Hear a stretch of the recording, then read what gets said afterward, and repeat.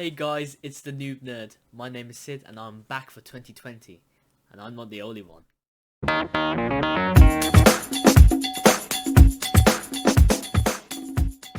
And welcome to my first video of 2020. It's been way too long. If you're just catching me for the first time, welcome to the channel where I do reviews, reactions, all that good jazz about chatting about anything I want to. And the Doc 2 was back for 2020. I couldn't miss this one. I could not upload. I just had to talk about my thoughts with this episode. Had to watch it twice just to get my thoughts in order and all that. Because there's certain stuff that this episode can throw at you and make you a bit biased and how like your episode. You have to watch it again to just get my thoughts in order. I don't know if this is going to be an actual series of reviews I do. I don't want to be that guy who says I'm going to do something and then don't. Because I've been guilty of not uploading for the past month. And yeah, I'm sorry about that. But yeah, I'll check if you really want to know what I'm thinking about what's going on the channel. That's for the end of this video. But for right now, I'm just going to go straight into the first episode of Doc 2 Series 12. Of course, if you want to know my thoughts about my feelings towards this season's hype, or the marketing, if I was excited for the season, or if I like Series 11 a lot, more in-depth analysis on my reaction videos on the other trailers, if you want to see my thoughts on that. Because obviously I do chat after that, talking about how excited I was for the trailer, but also what my thoughts and feelings are going to Series 12, and most of them was pretty positive. I was really excited for this season. I thought it needed to have a step up from Series 11, but I like Series 11, and it can set the foundations for an even better Series 12, that hopefully more people enjoy, because obviously you don't want to see people not liking the show you love, but if you love what you love, you love what you love, innit? But I think this episode was a really punch to the gut and how good Doc 2 can be. Event television. It's been a year. 1st of January, start of a new season, but it's only a two-parter this time as well. Finally, some two-parters as well. Yeah, the premise, Spyfall. People were a bit like, oh, this could be a bit of a parody. They're taking a piss here a bit. But no, it really worked well in this episode, and it makes sense by the end of the episode why it's called Spyfall. Of course, there's a huge twist at the end of the episode. This video is going to be pretty much spoilers all around, but I'm going to talk about that twist at the end. I like going in chronological order most of the time. But I've actually got notes here about each character to actually read off. I know, it's mental. Don't just think of stuff on top of my head sometimes. But now I've got notes to see, so I've got premise about the spies. Yeah, really good, interesting setup. First time we've had a pre-title sequence. I didn't really notice it back then in Series 11, that they weren't there, except for the episode of Resolution, the last special we had. So I was also like, oh, I want pre-title sequences, but they're back and I enjoy them. It gained some hype for the episodes, especially for a premiere like this, and it did have that multiple world stakes factor. It raised the stakes. It makes you feel like, oh, this is affecting the whole world, much like Resolution did, I think, at the start of that episode with the Daleks. But this time you see a sense of scale, as I said, from these new invisible monsters coming through little cages in the airport toilets and like getting all the spies from everywhere, from, was it South Africa, from airplane, from, what's it called, Russia. Yeah, there's some geezer running in Russia to a safe house and he gets caught as well. Yeah, so that was really intriguing stuff. I was like, wow, is this they're coming through walls here, like what's going on? And they slowly but surely built up to the monsters gaining. You see more of their powers as the stuff progresses. So yeah, that was really cool to see. So at the start you don't know what they are, in the middle you have a sense of what their powers are like, and at the end you don't really see, they still don't see their full potential because it's 1 hour first part. It's only the first part, but it's an hour long, and that allows more time for the characters to grow and have more development for a premiere, especially for some characters who didn't get as much as you thought of development last season, if you know what I mean.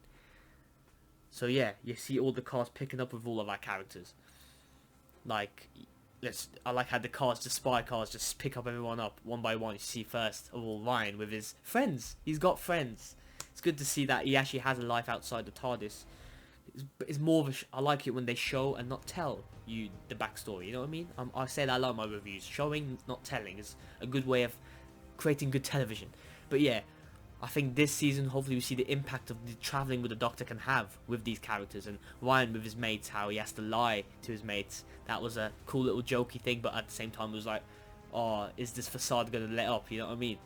Of course, was it dyspraxia or something like that? His condition that made him struggle to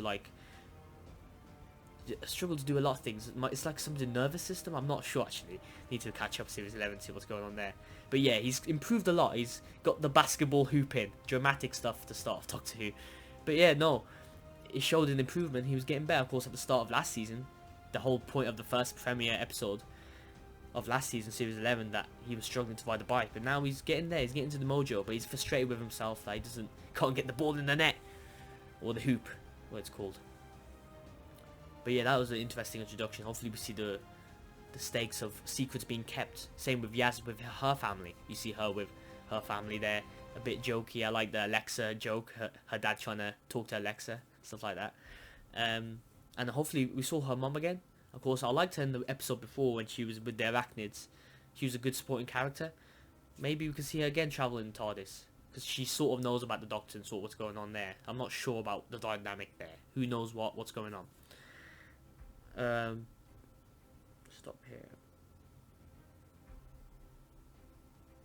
Of course, you start this whole. Then the subplot that started is Ryan's sister. No, not Ryan's sister. Yaz's sister could be is fancying Ryan. Wants Ryan's number. Okay, mate. So maybe we'll see something like that there. And of course, Ryan later jokes that, oh, I could be a good sister-in-law or brother-in-law. That was a funny joke. That was one of the one-liners from Ryan that were actually funny. So yeah. But Graham, he's always a funny geezer. He was always my boy. Very good character arc last season, in my opinion. And they hinted at it before as well. The Doctor talking about, oh, sorry, I lost your wife. Oh, sorry, you lost your wife. Getting that wrong. Getting mix-ups today. See, I told you, it's been a while since I uploaded. Getting a lot of, yeah. So that was good to see him there. And hopefully he's learnt to accept death of his wife. The death of his wife is really good. So it's going to be interesting to see what his next season arc is. Yeah, and then we get to the Doctor getting picked up by the spies this time. Yeah, she was repairing her ship, TARDIS. I like the wires coming out of the bottom of it. I don't think we've seen it like that before. We've seen wires inside the TARDIS being repaired, but not actually massive wires outside of it. It's like a car in a garage. It's like, that's really cool. It's like alongside another car in a garage. So everybody's in Sheffield. She feels at home now in Sheffield. Everyone's from that area now. Same accents and everything. So yeah, that was a cool introduction. I love her little goggles as well. Really cool. Yeah, but the Doctor. Let's talk about the Doctor in general throughout this episode. I don't think she actually had much to do really, except for give exposition sometimes. And sometimes exposition can be a bit just offhanded and just long. But with this episode, it makes sense, and it works more. This episode is a long episode, so you set everything up, then you have more time for character moments later on. But in terms of actual character moments, until really the end, and not even then, there's actually much for her character to actually grow and actually face with that's like scary, or like the Doctor has to face something mental until the end, really. But Jodie has some really good one-liners. Her look is amazing, but I just want to see her get challenged a bit more. Maybe that's what people were talking about series 11. We need to see her more challenged. We see different sides to her. And with the ending, I think there's going to be more sides to the Doctor. And Jodie Whittaker's a really good actress. She sells the fact that she's been here a while. She feels comfortable in Sheffield. She feels comfortable with her companions. And just like, they're just going through the motions. Like, oh, next mission? Let's go. You know what I mean? Let's see what I've got. Yeah, so, yeah, this whole little subplot is introduced. With the ending, that it all comes to a head at the ending as well.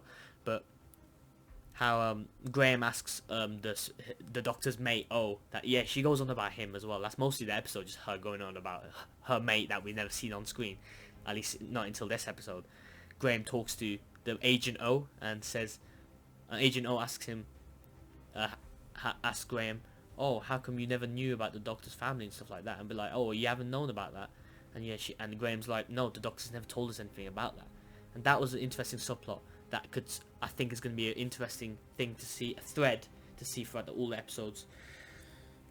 Because series 11, they have a good bond, but it's like at the same time, it's like you need to, like realistically, like how can they be proper mates if they don't even know what the Doctor is? Like, who is he or she? You know what I mean? Like, was he a man? Was he a woman? That was funny when Graham was like, oh, I thought he was just joking when she said he used to be a man. You know what I mean? It's mad. So yeah, that's going to be very interesting to see it. But again, with Graham as well, Graham doesn't get a lot of screen time, as well as the Doctor, in terms of actual like character moments, but they can afford to do that because they introduced them really well in the last season. But I just want to see more like sides to the Doctor, you know what I mean, like angry side, you know what I mean. She's full of hope, she's full of charisma. Always, again, her one-liner to was it Barton, played by Lenny Henry. We'll talk about him in a bit. That was cool when she was like, "Oh, you don't really want to mess with me," but she's basically saying it in a really happy way. Like, that is purely Jodie Whittaker's happiness. Like, that's what her Doctor's all about. So yeah, hopefully this whole subplot of her not knowing, the companions not knowing about the Doctor. And to be fair, the Jodie Whittaker sells the dread on her face at the end of the episode. When the stakes are risen, she gets transported to that the monster's netherworld, or some like electrical thing, what's going on there. We'll talk about that. And yeah, she sells it at the end. So yeah, hopefully next episode she can be like, what the hell's going on? What's going to happen? So yeah, let's talk about Lenny Henry.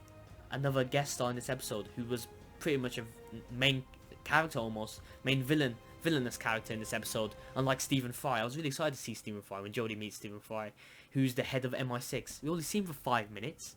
5 minutes. He's a good actor, man. I think Stephen Fry sold it. The good James Bond feel, not making it too cheesy that's James Bond, but just about selling it. And he could make a good like a good head of security type, like from the James Bond movies, man. He really sells it. I never knew he was that good of an actor. And I was ashamed that they killed him off so fast. Maybe we'll see him again. Who knows? But Lenny Henry playing this Barton villain. I can only see the second name. I forgot the first name, to be honest. I think his name's Henry Barton or something like that. But Barton, head of this new company called Vor, who's basically a search engine. And he was another great guest star who's surprisingly a good actor. Well, he's not, less surprisingly so, because I haven't seen Stephen Fry in any dramas, but I've seen Lenny Henry in some dramas, and he's a really good actor, and he really sells it in here, man. He's a good comedian, but he really sells the villainous role, and he really is good at being, like, very, like, suave and charismatic. Not too suave, but, like, just very calm and collected, and be like, oh, I'm just a guy from Vronsgrove, risen up to the top. Oh, my hair's blue. Massive. Oh. Stop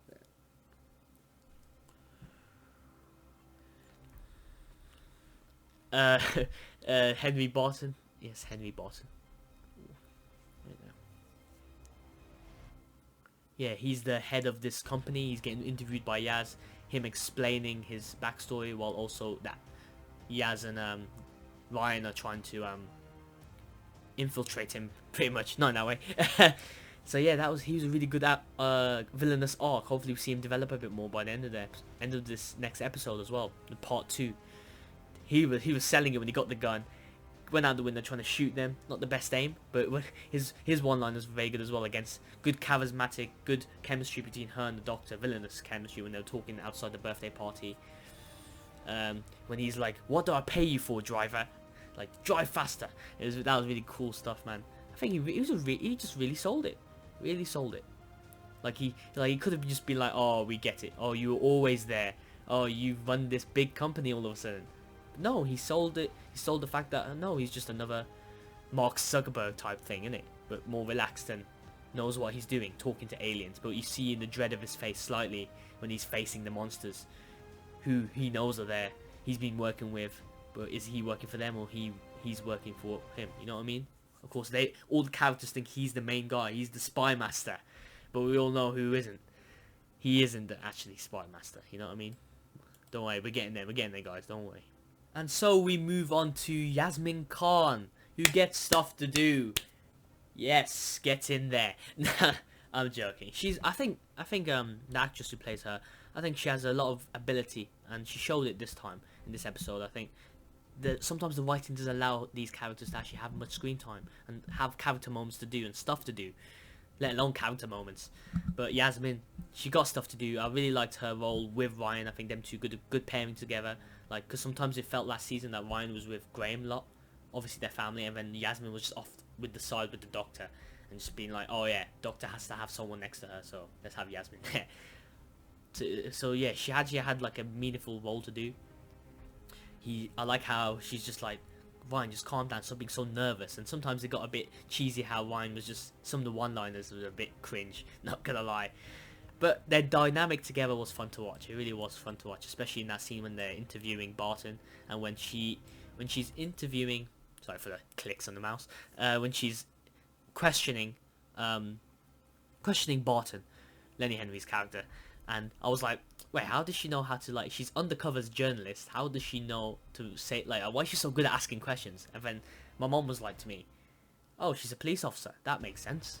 I was like, oh yeah, she is a police officer, I forgot she was a police officer, mom.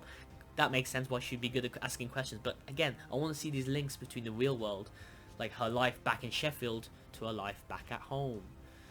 Sometimes I felt like in Series 11 her family characters were actually more interesting than her, because they had more stuff to do. You know what I mean? Like, I like those connective tissues, and hopefully we see more of that. But also I want to see her handle these scary situations, and she really struggles with that at one point. She's sitting there outside Agent O's cabin house, and she's like, I was properly she was like basically saying she was shook. She got a little tear. She doesn't want to really talk to Ryan much about what was going on.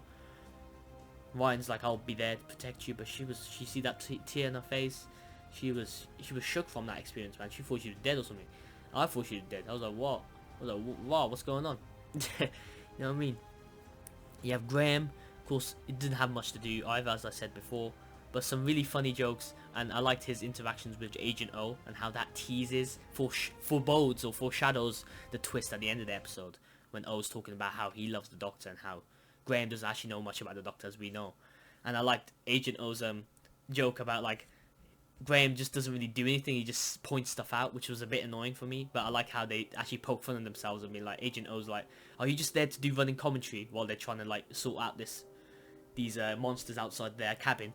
You know what I mean? That was a funny little joke there. But yeah, he didn't really have much to do, but again, you can afford to, because he had much development in the last episode, and hopefully in this part 2, not last episode, I mean last series, he had much development. So one episode, it's alright. You can have multiple episodes where some characters get more some more character moments than others, and some characters are more focused on one episode than other characters, because they've laid the foundations now with Series 11. Now you can afford to do that. But Yasmin needs more development, like, as much as possible, so I'm glad she's getting that, but hopefully not at the expense of other characters. I don't want to see Graham getting left on the sidelines just because Yaz has to get more screen time. I think they can fit both in, at least now. Yeah, let's move on to the next bit. I think I've got everything, all the notes there. Yes, the monsters themselves, very intimidating with their camouflage, and I like the way they actually, you see the way when they rise up from the walls, they still retain some of the images from the walls. So like when they're like camouflaging as the Victorian painting in M's house, not M's house, the head of MI6's little room, you see Queen Victoria's face popping off from the wall, literally. So that was a really cool effect and cool CGI as well. When they are, yeah, they start off, you don't know what these things are. They can fit into cramped spaces. They can go on walls and stuff like that. At the start of the episode, and they move on to camouflage. They nearly get through the TARDIS, which is really, again, raising the stakes, being like, oh, we thought nothing can get in the TARDIS, and they would have gotten through, unless the Doctor didn't actually fly away so quickly. So that was a really interesting little notion, and the mystery about where they come from. You see when all the companions and the Doctor and Agent O are looking upon the coordinates they find, and you see the multiple Earths spread across multiple maps of the same Earth, and they're just infecting every single continent. So yeah, it's gonna be very interesting subplot. Are these monsters from a parallel universe? Because they say when they talk to the Doctor, and that voice, I love those kind of voices. I think we've heard that. It's a very samey voice I've heard a lot of times in media. You see I think in Doctor Who specifically, you heard that kind of voice in Doctor Who, the Doctor's wife. We have the really deep masculine voice, but it always gets me, man. Those kind of voices always gets my spine tingling, and it was a really cool reveal when they weren't speaking to them. It's almost like they were taking all the information with their weird sound effects that you could just hear just about, but then they start actually talking English, and that was really cool. That was really intimidating voice, and they all start becoming white light. And that reveal when the bodyguards are trying to get to them, and they're like, oh crap, these are invisible people, but we're so stupid, we don't know if they're invisible or not. Like, what happened to those bodyguards? Did they get eaten or some shit? Like, what's going on here, mate? Yeah, so it'll probably lead to some proper, like, children going behind the sofa in scarediness, that's a word, in fear. That's what I meant. I guess sometimes that's what Doctor Who's all about. That's what the kids watching it back in the day get behind the sofa if you're scared. And I think this one was a really worthy villain, worthy alien villain that hopefully we find out more about. So yeah, they nearly can get into the TARDIS, so that means they're pretty dangerous. You know what I mean? They could be from another parallel universe or like a parallel like fifth dimension stuff. Like we use this form to mock you. Like why they're saying that? That was really intimidating stuff. I'm very intrigued by how they take in Yaz, and on second rewatch I realised, of course, they swapped Yaz with one of them from that little box when they got trapped in the box, because the monster got trapped in the box, so they took Yaz and replaced Yaz with the monster that was trapped somehow using their electrical charges. Some people are saying that it looks like Omega, the classic Doctor Who villain from ages ago, and yeah, he had a similar shape, but some people are saying it's other classic villains that are from 1955, like they're called the Vords from like the first Doctor era. So it's very interesting to see what's going on with that. And now when they reveal that they're working for a higher being, so to speak, it's gonna be very interesting to see what's going on with that. The action in general is really cool. The motorcycle chase, cinematography on point again. I say it every time I watch a trailer, every time I react to a trailer, Doctor Who. The cinematography is sensational, and in this episode, every episode's beautiful to watch. It doesn't make a difference, mate. Doesn't make a bloody difference. The action, the motorcycle chase is really cool when they were going through the cornfields, but I think the car chase at the start was really cool, suspense-driven moment to start off. Just like a Fast and Furious moment to push you into the first 10 minutes of the episode, I think, or 20 minutes or so. I liked how the Doctor used the mirror to actually reflect the light coming out the sat-nav to actually kill it. That was a cool little clever moment to use. Like, I wish one of the companions actually did that and not the Doctor, because it would have showed them actually being clever, but they were just too like, what the hell's going on? And me too, I was like, what the hell's going on? Because they killed that little driver, that security driver, but the laser somehow didn't hit the companions, because that makes sense. But yeah, I can forgive it. It was a good moment. It was a good moment. It reminded me of the Sontaran episode when the Sontarans took over all the cars and all the cars were killing people and stuff like that. And when the sat-nav said die, die, die, I was like, well, that's just dramatic, you know what I mean? But that was a cool chase scene as well. Amazed how no other cars actually hit the Doctor's car as they was reversing on the motorway. But you know what? You get lucky. You get lucky. Yeah, when they were wearing those spy suits, it really worked well by the end of the episode as well. Because what they're wearing is very special. Matt Smith is my favourite Doctor, and seeing Jodie Whittaker wear a bow tie and do that just really filled me with something else, man. It was really cool. It was really cool to see. It fits the spy motif as well, and it fits the Doctor Who agenda as well. Good style, good substance, if that makes sense. It's one of those things. It's one of those. So yeah, let's move on. Final few minutes. Talk about the final few minutes of the episode.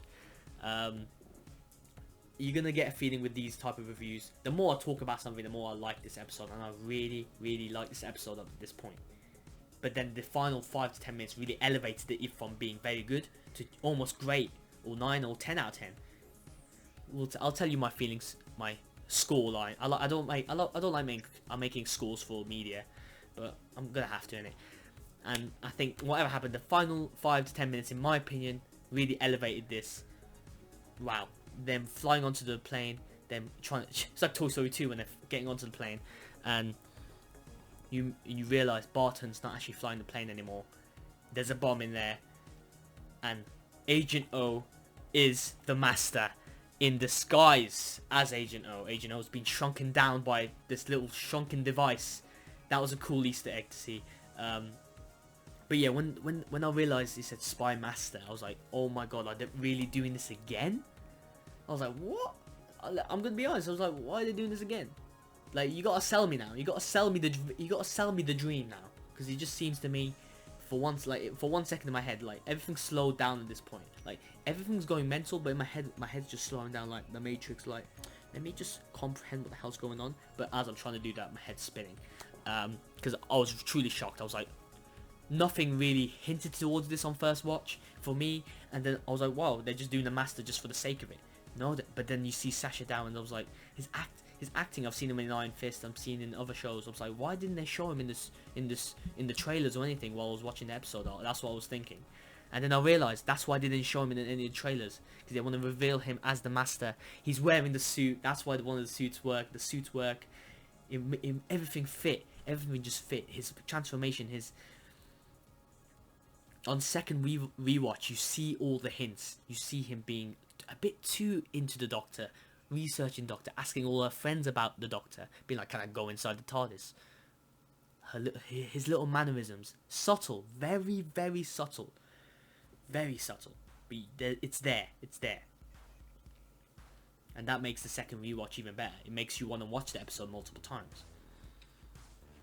And I like how he shrunk the geezer to get in there, but it's a bit goofy if you haven't watched Doctor Who, because he's like, it felt a bit cheesy at one point, because it was like, if a shrinking ray, if you don't know what's going on with classic Who Easter eggs, then it's gonna look even more weird. But I didn't even know why it was. But I knew it was a classic Easter egg. Because it felt like that spy, with that spy tone throughout the whole episode. It felt like a John Pertwee Third Doctor style spy episode. Spy thriller. With the Master going against the Doctor once more. It was really cool stuff to see. His laugh at the end when he's like, I know O's dead. I know you saw O before. He's like laughing like the Joker. I was like, whoa. I was like, bloody hell, the manic man is back. He really is back. Yeah, coming, Mom!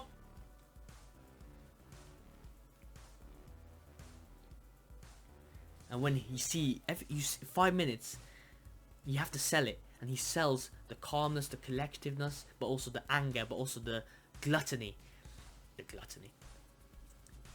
jealousy, but also the satisfaction. He loves, the Master always loves the satisfaction of seeing the Doctor's face when he realizes he or she has lost. And it's going to be very interesting to see how Jodie Whittaker's Doctor fares against this one, and how she reacts to it as well. That's what you always want to see. And when he's really angry about, like, Doctor, did you ever realise that come on, you got to know that I will always put sonic proof on that stuff. You really think I'm that dumb? And she's, like, really angry. I'm, like, he's pointing. I was like, whoa. A second rewatch, I was like, okay, he sold it for me. He sold it. This guy is the Master. Of course, sometimes less is more, so hopefully we don't see more of him, and then I'm like, oh, okay, I'm not into it now. They just did this for the sake of it. But that final 5 minutes really sold me on it. Cool Easter eggs from previous Master stories as well. The suit made everything cool, because if he revealed himself while wearing like normal civilian clothes, it just would have felt a bit weird. Sorry, the light's gone, the computer. So yeah, I think, yeah, amazing in my opinion. Second rewatch makes it even better as well. Makes you want to rewatch the episode loads of times. Is it up there with the other Master reveals? Yes, it's certainly up there. It's probably just about above World Enough and Time, because we knew the Master was coming back then, but it was still a shocking moment to see his disguise, because I was stupid, I didn't realise the last reveal we had. It seems a bit too soon, that's the only problem. It does seem a bit too soon. And how they're going to explain the Missy timeline thing. Will they explain it? I don't mind, because the Master was always going to come back evil, I think. It was only a matter of time. I just didn't expect it to be this soon. And people are a bit sad that Missy, maybe her character arc is a bit invalidated now. But we'll see, But I feel like the Master was always going to come back evil anyway.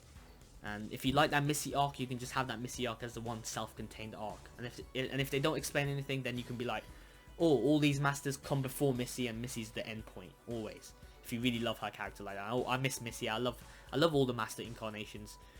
The previous two have really sold me in the modern era, John Sim and Michelle Gomez. But I'm also really excited to see what Sacha Dhawan goes with it, man. I've seen him in the Next Time trailer and some other trailers coming up for the next part 2, which makes it really excited to watch now. Again, Doctor Who is back and you're excited to watch the next episode, almost like event television. You feel like it's event television, even though it's not quite there in terms of viewing figures just yet. TV has changed a lot since 2005. But yeah, it makes you want to watch the next episode. Makes you cool cliffhanger. And of course, I don't know if it's an hour next episode, we'll see. Yeah, I've seen him in the Next Time trailer, and I think he's gonna smash out the park again. I think this is the role for him. I think this is the role he's been waiting for. He's played a villain before in Iron Fist. He's a good villain, but not the best. But the Master, the best villain for the greatest show in the galaxy. So yeah, that is my review done. Again, half an hour discussion videos. I always find a way to make it around half an hour, or close enough to half an hour when I edit it down, I cut it down. This video might seem a bit rusty about my voice, maybe some things I'm a bit hesitant towards, maybe I forgot to talk about something you didn't. Let me know your thoughts down below. Always appreciate the support. Let me know how I can improve these videos, what kind of videos you want to watch for 2020. We'll see if I do the else. I'm not gonna say I'm gonna do the review for the next episode. If you want me to do a review for next episode, let me know. Like, share, comment, subscribe. Always appreciate your support. I'll try my best to get some thoughts out there, wherever we can. So forgot to say at the start of this review, I talked about how I was gonna talk about the channel. Yeah, I'm gonna just try and see what we're doing, because I don't. It's hard to do multiple stuff at once, like my sports channel and this channel. I tried doing my sports channel with this channel, and it just struggled. And I stopped using my sports channel. Then I had a lot of work to do this year. By the end of December, I had a lot of work to do. That's why I stopped with the upload as well. And it's really hard to get all my thoughts out there in half an hour without feeling like I'm just like, what's the point of doing this? You know what I mean? But I love talking about the show, and it was a perfect time to come back. And I've got a new Twitch. The main announcement right now is I've got a new Twitch channel. It's called the Noob Nerd Sid. I'll probably link it in the description, hopefully. If not, go to my homepage or YouTube page, and you have the Twitter link. My Twitter link and my Twitch link. So you can. It's called the Noob Nerd Sid. The Noob Nerd Sid. No capitals. You can search it online on twitch.tv/the Noob Nerd Sid. Yeah, I think I'm going to be doing gaming and stuff like that. I can just sit there, chill, talk about anything really. Doctor Who, comic books, all that good jazz. Mainly gaming, hopefully. We're going to see what we're going to be doing with that. You can leave me recommendations for that, as well as YouTube as well. So yeah, this YouTube channel and the gaming channel, that's hopefully probably where I'm going to be doing most of my gaming stuff. If you want to go there. Don't know why I'm pointing that direction. I'm dancing. So yeah, that's the two channels I'm going to be focusing on for this year, hopefully, as much as I possibly can with the work I've got as well. So we'll see how much time I can fit in for all that stuff. But anything nerdy content, everything I'm a noob at, it's all going to be on here or Twitch. So yeah, I hope you're there for the ride. I really appreciate you watching it. If you've ended up watching this whole video, you're top man. You're top man. If you get that reference, I'll rate you as well. So yeah, thank you guys so much for watching, and I'll see you guys next time. Bye.